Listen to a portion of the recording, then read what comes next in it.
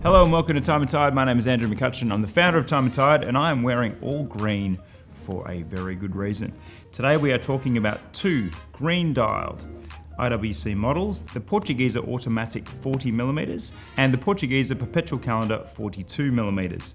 Now the too long don't read story about both of these watches is that they present a more wearable, more affordable and more legible version of both the Portugieser and the Portugieser Perpetual Calendar, and in actual fact Perpetual Calendars in general.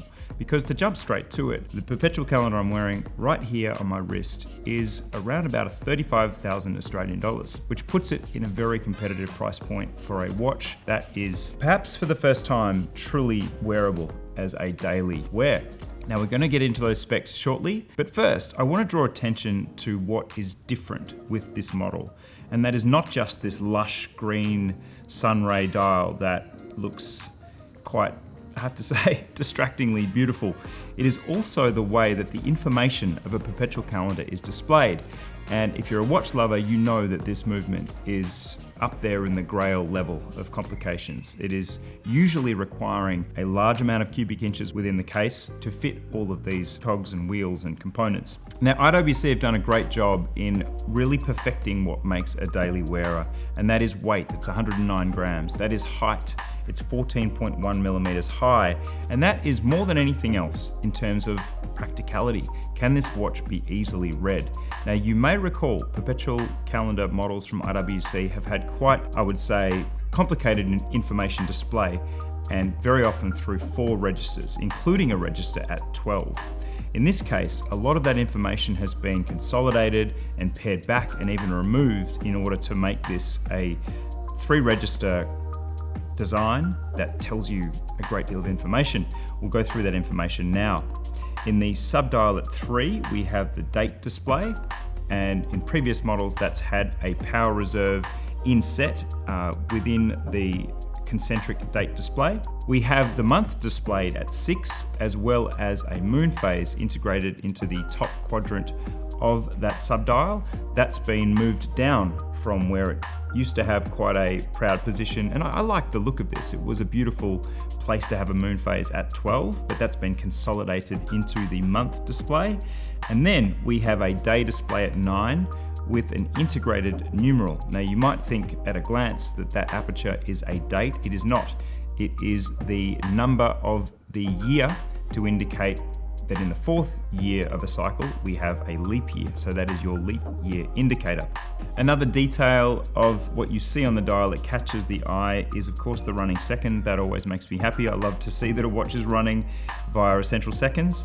And also this leaf-shaped handset that has super high polish and the hint of curvature. So if you're looking at this, the hands will catch the light in a very pleasing way.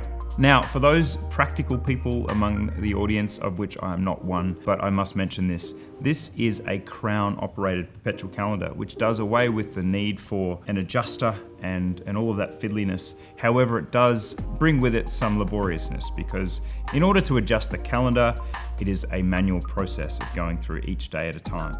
So this can give people some heartache, but really it's a price to pay for what is a much more pared back and consolidated design, and also no extra need for adjusters and pushers and so on. Now the last 2 important details for those people that always say, hey, you forgot the lug to lug. The lug to lug is 50.3 millimeters, and you can see how that looks on a 7-inch wrist, and we have a 60-hour power reserve. And the price of this watch is $35,300. It is a beautiful piece.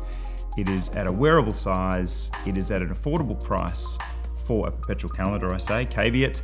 And it really comes together into something on a green alligator strap here that has this lovely varnish to it. It's quite a package, and I don't think I've breathed in this review yet.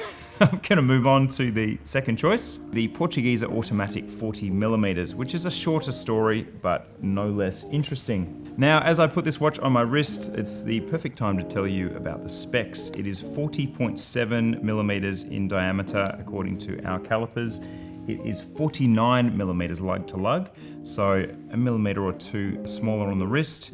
and it has a height of 12.7 millimeters. And despite both models being slimmer, they have still managed to integrate a sapphire crystal caseback, which allows you to see that IWC stamped oscillating rotor through the glass. What is different about this to other Portuguesa models is not just the smaller diameter, it is the smaller power reserve. So what you gain in wearability, you lose in length of power reserve, both in the perpetual calendar model and in the automatic. Both have versions with 7-day power reserves. These paired back models are both 60 hours power reserve.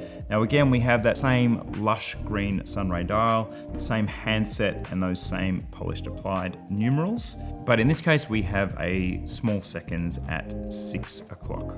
Another similarity between both models is that they both have 30 meters of water resistance, meaning that they're somewhat robust for daily wear.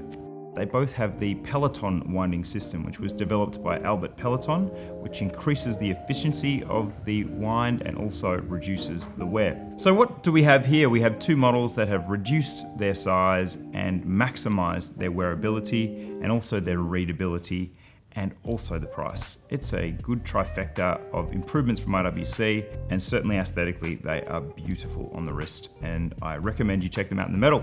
Thanks for watching Time and Tide, and we'll see you next time.